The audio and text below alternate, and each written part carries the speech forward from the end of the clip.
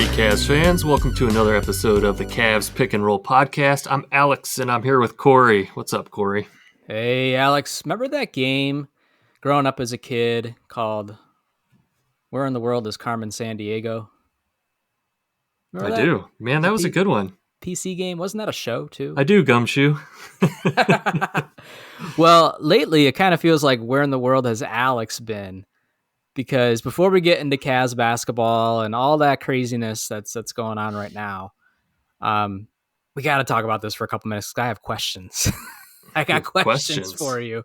All right. But you recently kind of had like a life experience, right? For like the first time you got to go somewhere you never had been before, right? Yeah, so I got to go to China for 5 days, and then I was in Japan for another 2 days. Like Alex gets to go places just in general because of like our job, like his job and stuff like that. But man, like China, that's the farthest you've gotten sent, right?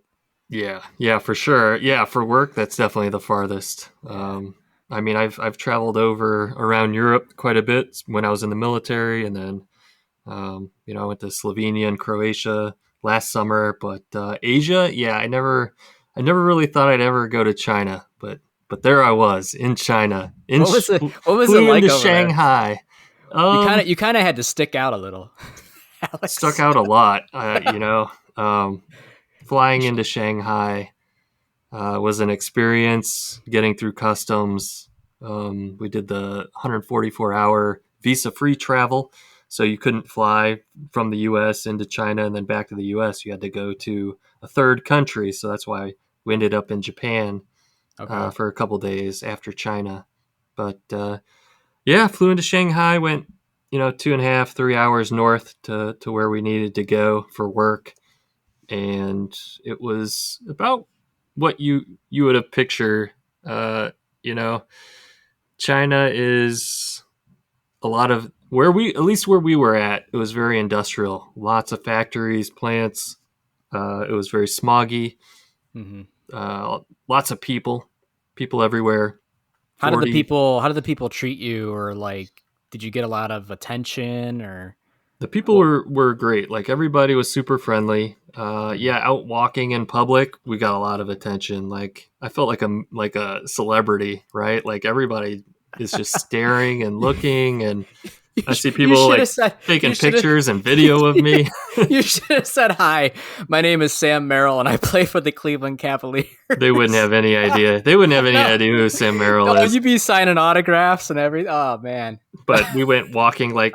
We would always go out for lunch and dinner, and our host. We had a host that was from Hong Kong that spoke very good English and was taking us around. And we'd go out, get lunch, dinner, lots of crazy food. I had some insane food like duck feet and eel and cow stomach and goose intestines and duck blood and just all this crazy stuff. Frog. Like That's they crazy. eat everything. They eat like every part of every animal. Mm-hmm. And there's lots of hot pot and bowls of noodles. But I'm a very adventurous eater, so I'll try everything. I tried everything that they threw at me. Yeah, some things I would never eat again, but I'm glad I tried it. Was there any references to basketball of any kind? So I tried. Did you see anybody wear a basketball shirt? Or did you wear a basketball shirt around or out? Or like I did. I had a Cleveland Cavs shirt that I was wearing over there, and when we were in the car, I was riding with 3 other coworkers that were Chinese, and I tried bringing up like. Sports like Yao Ming and Stephen Marbury. And I was like, he's got a statue, there's a Stephen Marbury museum. Yeah. And they didn't nobody really said anything. Like I couldn't, none of them were, didn't follow basketball and just didn't seem like they knew what I was talking about. I don't know. So it's not really a global sport then, I guess, huh? I don't, they just seem to follow soccer like, everybody else outside the U.S. that follows sports. Yeah. I was curious if like basketball was a thing over there or not, or like if you saw any references, like anybody wearing a Vince Carter jersey or Stephon Marbury jersey or something crazy like that. But I guess not too No, no surprising. luck, no No luck. luck, no luck, No, no love, no it was a love. it was a heck of an experience. So Yeah, very modern. Like traffic was insane. I wouldn't want to drive over there. I'm glad I went there for work and had a host, somebody to drive us around and translate sure. for us and take us out for food because I wouldn't want to be on my own over there. That's for sure. Yeah, yeah. No, that's cool though that you got to do that, and that's hey, check that off the bucket list. That Mhm. probably wasn't even on the list in the first place, but at least now you can sit here and say, hey, I've been over in China and Japan, and I was a I'd celebrity. say I was a Japan was celebrity. on my bucket list though for Was it? sure. Like I've always wanted to go to Japan, check out Mhm. Tokyo, and I got to do that for 2 days. Had amazing sushi. It was easy to get around. There was Yeah. some English here and there, but most people spoke okay English. Hmm. Tokyo is a little more touristy, so I think that's why it was quite a bit easier. And yeah, I didn't really get any attention over there. Plenty of other Americans walking around. Sure. Uh, the nice subway system, nice public transport bus system. Like it was super easy, only a couple dollars to get here or there wherever we wanted to go. We checked out some you know, the Imperial Palace, Sensoji's, like a Buddhist temple. Hmm. Went to Akibara District, which is like the big gaming, anime, manga shops everywhere, which was really awesome. Went to the Tokyo Nintendo store, which Yeah, was that's really cool. cool. That's Didn't really awesome. see anything about sports or basketball or anything really over there. Hmm. Lots of Interesting. 7-Elevens and KFC. All right. That's the most American thing I saw in Japan. That's funny. That's Yeah. funny. Well, very cool that you got to do that. Um, I want to say you missed a lot, but not in a great way, unfortunately.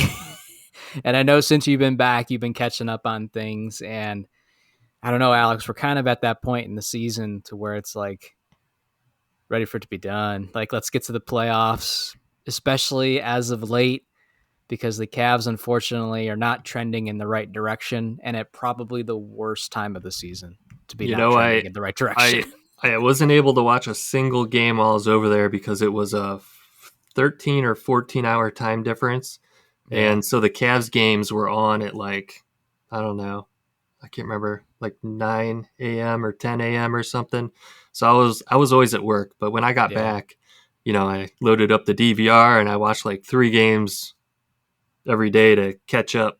Mm-hmm. And one of the games must have been in like on TNT or something. And It Fubo was. TV doesn't have TNT, so it didn't record that game, but it recorded it on Telemundo. So I ended up watching the entire game in Spanish.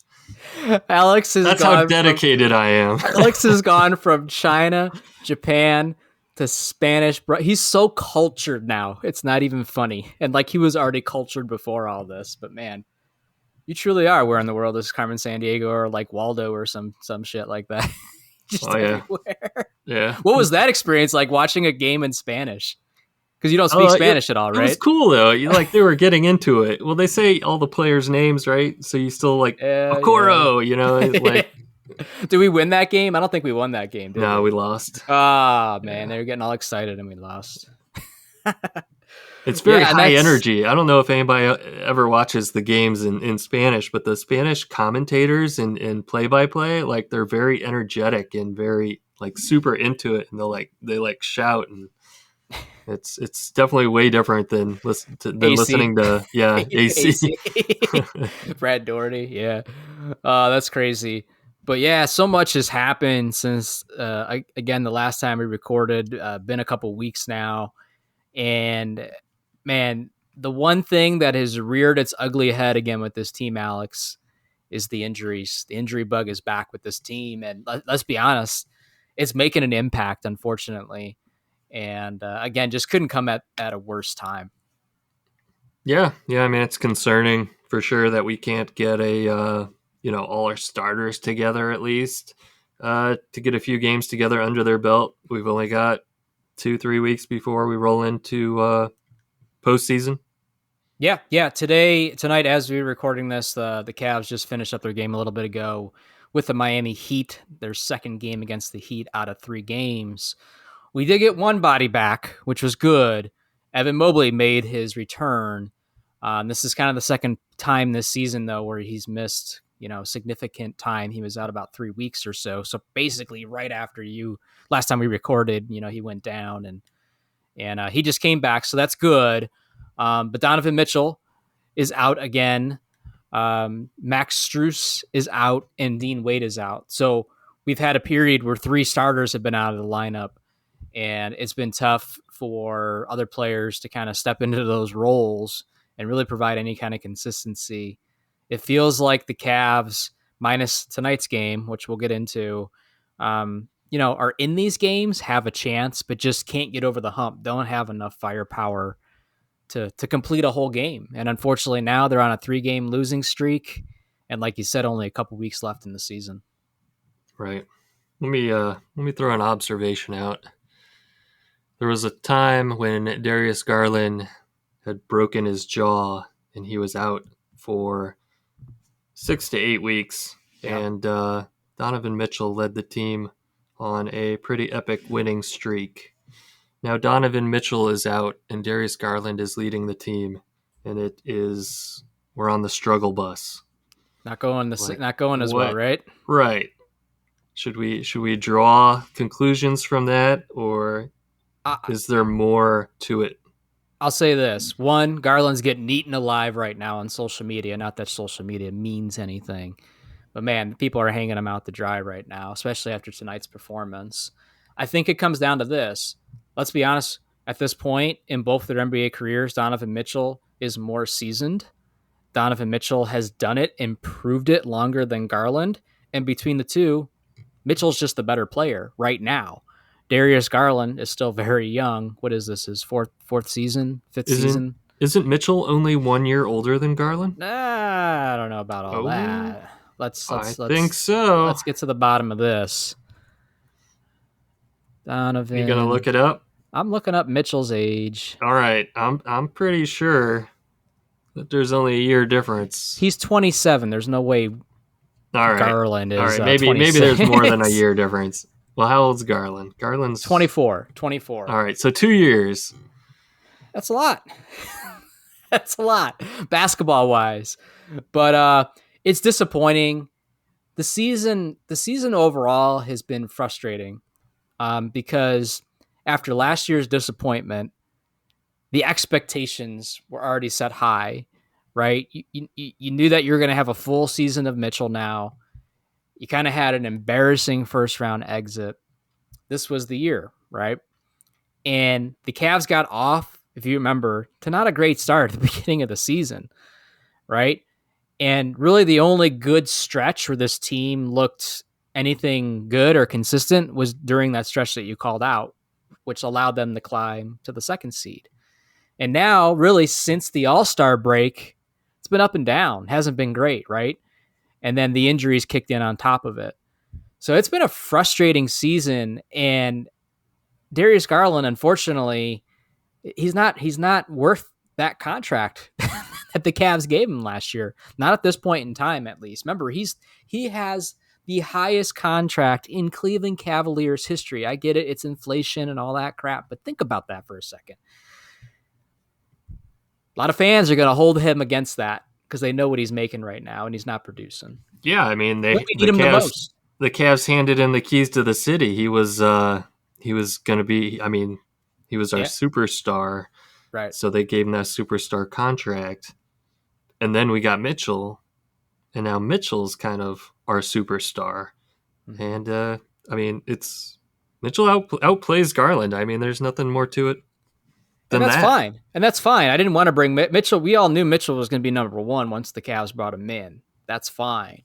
But what's disappointing is you're not really seeing Garland or Mobley, for that matter, because Mobley has had 2 significant stints where he's missed time. Like, where's the Mobley leap this year that everybody was waiting for too? Like, you know what I mean? Like, Mobley's been fine, but he's not like, oh my gosh, he took that leap, that number 3-year leap that we all wanted to see him take, right? So, it's just kind of been an up and down season overall.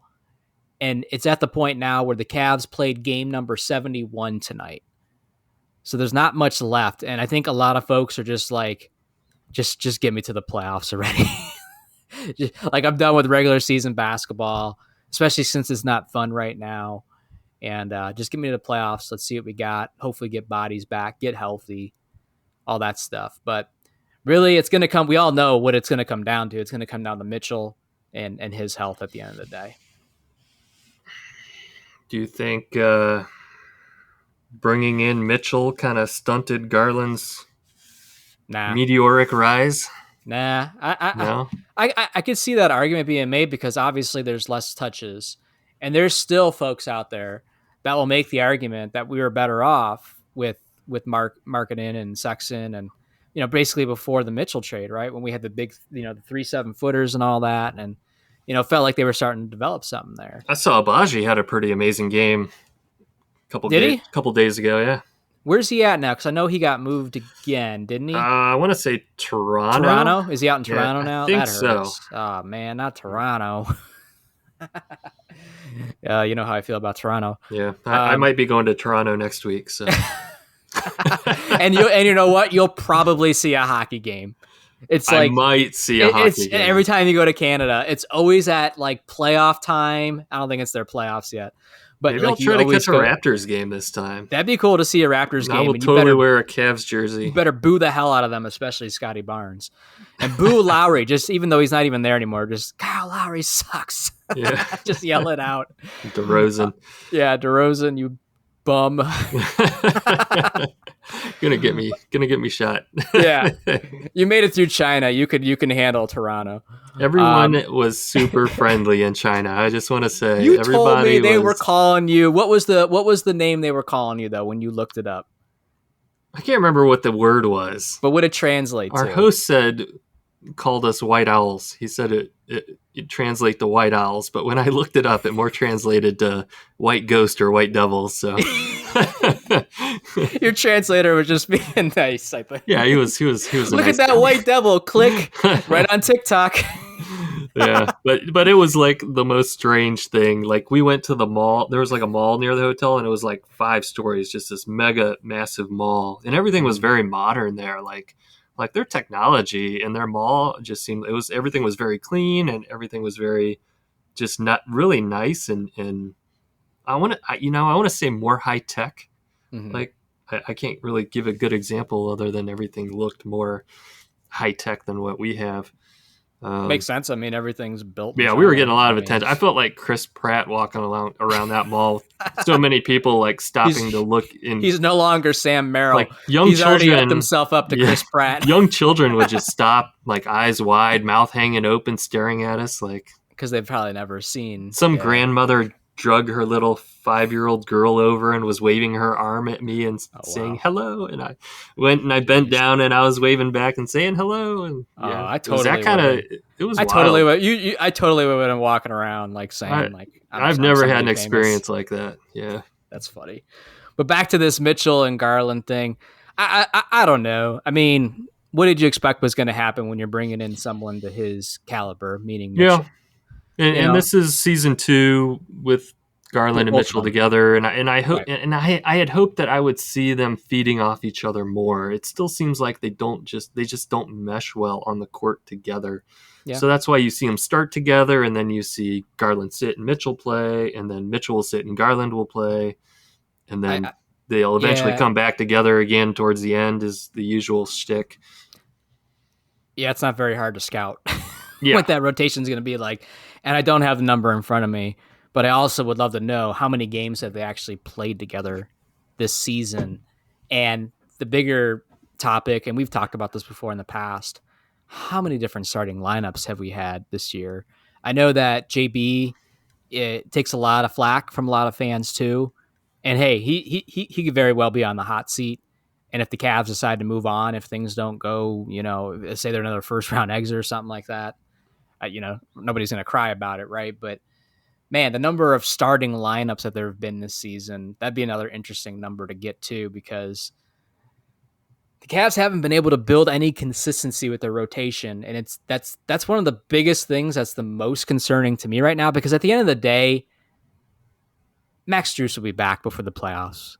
Donovan Mitchell's going to be back before the playoffs. You know what I mean? Like, these guys will be back. But the problem is what's that rotation look like? Because these guys haven't played together. You know what I mean? Not only Exactly. forget the whole season, but they're not even gonna. They haven't even played together the last 30 games, 20 games, second half of the season. Will they even play together this last 2 weeks? And since you've been gone, Alex, the Cavs got Tristan Thompson back, and Tristan unfortunately is responsible for why Mitchell is injured right now. I don't know if you saw the play in Houston where he was coming down for a rebound and just freaking elbowed Mitchell right in the snazzer, and he's out. He's out ever since then, right? Right. But also the Cavs made a roster move. I wanted to get your opinion on this, and they signed Marcus Morris Sr. And now he's playing, and he's actually contributing. But it's like, what's that rotation going to actually look like? And JB's running out of time to figure out what that rotation is going to look like. And we've kind of historically seen his rotations tend to get pretty short and sometimes questionable. Yeah, I saw the Marcus Morris signing was a 10-day contract, and we should be coming up on that 10-day, right? I actually looked before the game. I was like, did they announce? Because Did he it's get got to be pretty extended? close. I haven't seen anything, and he's got to be due like early this week, unless I missed that they re-signed him. But what's your take on the Cavs bringing in Morris?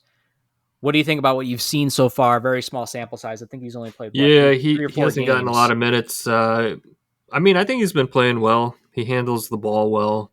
I mean, he's a veteran, so he knows not to. Yeah, I don't know.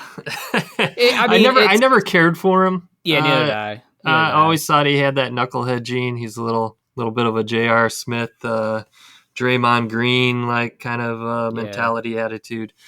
But I think he's been playing all right. He doesn't turn the ball over. He grabs some rebounds. He hits a three here and there. He plays all right defense. He's fitting in pretty well, it seems like. I like that. Anybody we can bring in that takes away minutes from Niang, I like. So, yeah, I'm getting tired of shouting Shouting at your what the TV. F Niang at the TV 12 times a game. Right. Yeah, I don't mind the Morris signing. It was kind of came out of left field. It was kind of surprising, and I had read shortly after that him and JB were talking for a couple weeks prior to that, and was really the reason why he landed with the Cavs. He was with the Spurs. The Spurs waived him, and the Cavs signed him for a 10-day contract. Had a great debut game. Put up 14 points. Had a couple 3-pointers. He could space the floor. He could still, score a little bit, and he's been contributing. He's been getting some minutes with Dean Wade being out, and again, Evan Mobley was out up until tonight. So you've been seeing Morris and Niang, kind of, off the bench minutes for those two. But this is what I mean. Like, to me, Morris feels more like an insurance policy, right? Like when Dean Wade comes back, what's JB going to do? One of those guys aren't going to play anymore. Is it going to be Morris? Is it going to be Wade? It's probably not going to be Niang. You know what I mean? So it's just, JB's going to have some things to figure out. And now Mobley's back. So now that cuts into the minutes. And you know what I mean? So I just wish we were in a place where when we were all having fun and the Cavs were winning games and we climbed to the 2 seed, I thought about it, but I didn't bring it up on one of the episodes. But I was like, are they peaking too early? Because now is the time where we want to peak. Like, the Miami Heat are winning games. The Houston Rockets are freaking winning games and now are potentially in a play-in scenario out west. Like, you see teams that are playing good basketball now, and this is the time you want to be playing it. And the Cavs, unfortunately, are on the other side of that. And if they're not careful, Alex, I don't know where they're going to end up in the seedings.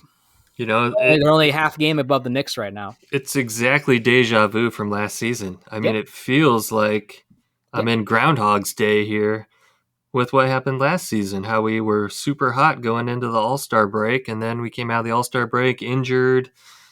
None of our starters playing together. Everybody comes back in time just for the playoffs. We limp into the playoffs, get smoked by New York.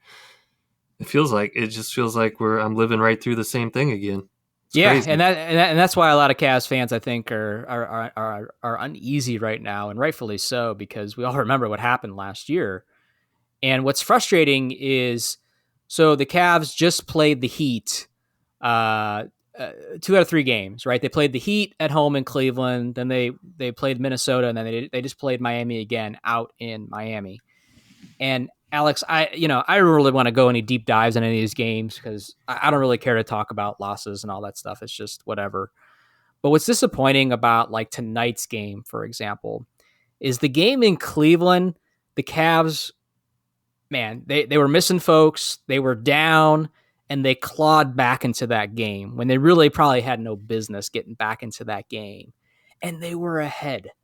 They had this game. All they had to do was hit another shot and get one stop, and this game was wrapped. It would have been a great feel good story win. And they let Terry Rozier hit back to back threes. One of them was a foul, 4-point play, mind you, and to beat you, to win the game. And the second three, I don't know if you saw it, Alex. It was like Kyrie-esque. It was just dribbling on the corner, hop step over to the right, pull up, dagger, beat you, right? Heartbreaking loss. So you think that would motivate them, right? Like we lost a heartbreaker at home. All right, we got you again basically a couple days later. We want to beat you. And we got Mobley back. Like we got some swag. We want to get this win, right? And they just did not show up tonight. I think Yeah. tonight was the worst loss of the season. They were down by 30 points plus. Uh, It was really I didn't bad. get to see it. I'm just looking at the box score, and I'm seeing Niang with 24 minutes. That's the second most minutes of anybody on the team. What's JB doing? It's killing me. Well, after a while, he pulled the starters because it was that bad. Ugh. But if you look at some of these numbers here, yeah, it's bad. I mean, 30. Look at Sam Merrill, 31 minutes, 1 point. Karis LeVert, 20 minutes, 2 points. Darius Garland got outplayed by freaking Patty Mills tonight. He had 4 fouls before halftime, scores 9 points in 22 minutes. Patty Mills gave you 10 points in 22 minutes. Like Isaac Okoro, 19 minutes, 3 points. Like, come on. This isn't, it's not going to get the job done. And obviously the Cavs got smoked. And if you do decide to watch this game, Alex, mad props to you. But another thing that the Heat did, and this is just Spoelstra just messing with JB, I think. The Heat were pressing in the first half of this ball game. Like the Cavs, anytime they were passing in the ball, they were pressing. And that played a factor too. I couldn't believe it. It wasn't just a 1 or 2 time thing. They did it several times throughout this game. And even being up 20 points, they're freaking pressing the Cavs just to say, screw you. We're coming for you. I don't know, Corey. I'm probably not going to watch it. I wouldn't watch it. Like, I have no problem watching the Cavs, a game, even if I know they lose, but not if they lose by 40 points. Yeah, I think no, I'll it's skip it. there's really nothing to take away from it. And going back to the first Miami game and Terry Rozier just for a second, what did he do this game? He put up 14 points this game. He didn't have to do very much because, Haywood Highsmith, who, yeah, Cavs fans, you've all heard of Haywood Highsmith, in 25 minutes scored 18 points on the Cavs and was Miami's leading scorer in this blowout win. Jimmy Butler didn't even have to play 25 minutes. But in that first game, Terry Rozier, kills us as he normally does. I think hopefully a lot of Cavs fans know that he grew up in Ohio. He played for Shaker Heights High School. And after he hit those threes, Alex, I was so disappointed. And I was like, man, he always kills us. It would be great to get him in a Cavs uniform before his career's over because he loves playing in Cleveland. He always shows up. That his whole family's there. He's buying tickets and he's always showing up and showing out whenever he plays in Cleveland. And I was like, you know what? I don't know how old he is, but we got to get him in a Cavs uniform before his career's over. He's already 30. He's a scorer, man. He can light it up. Yeah. He's going to be your replacement when Mitchell leaves. No, I'm joking, but yeah, man. Terry Rozier, the Cavs killer. The other thing I wanted to ask you about, Alex, is let me get back here to the standings. So throughout this whole stretch of the Cavs really not playing great basketball. They're hanging on by a thread, but they've managed to still be in the top 4, which if the playoffs started today would be home court advantage. They're a half game above the Knicks, only 1 game ahead of the Magic, and 3 games ahead of the Pacers. So I feel like that 3-4-5 race, 3-4-5-6 race is, going to be interesting to see how that plays out. Let's just say the Cavs finish fourth seed, okay? Let's say they manage to hang on to it. Hmm. Is there anybody, like, I guess I'm looking at these teams below us. Let's say, even if we say 3 versus 6, so it'd be Cavs, Pacers. If it was 4 versus 5, it'd be Cavs versus Knicks or Magic. Heck, the Heat might even climb up in the rankings. Like, any of these teams feel appealing to you right now to play? Like, if you had to pick out any of those teams, who would you want to play against in the first round? Because right now, I'm not confident against most of these teams. No, I mean, we've been playing so bad the past 2 weeks. We just lost 3 in a row. We're 3-7 in our last 10 too, on top of it. Yeah. Pacers, maybe? I'm leaning Pacers, either Pacers or Magic. Yeah. And that's gonna be tough to do because I don't really know if the Pacers are gonna catch the Magic or the Knicks. And the Heat's coming up behind them with only a game left.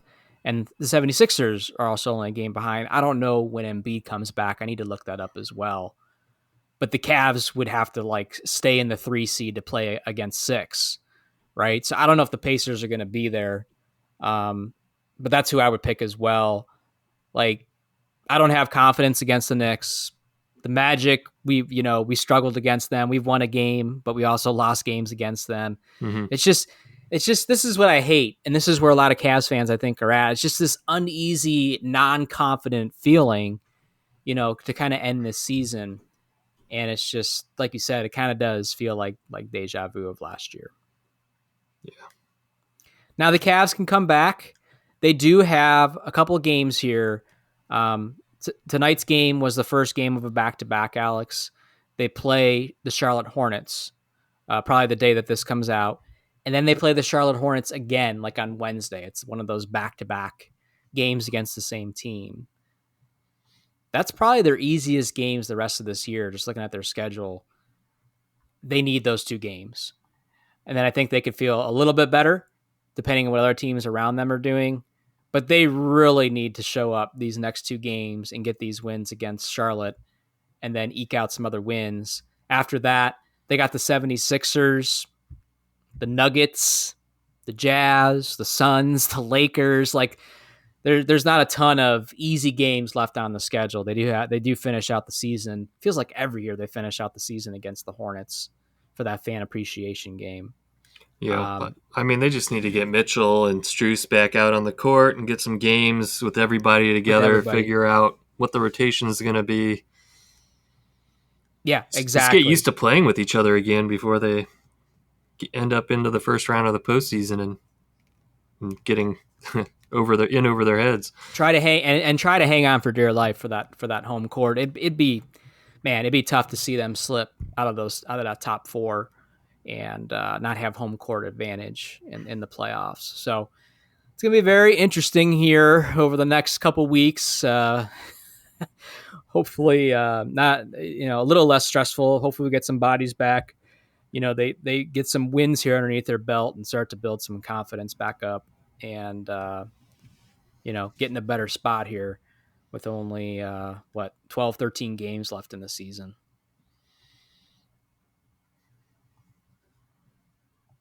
What else you got, Alex? I mean, I don't know if I have anything else.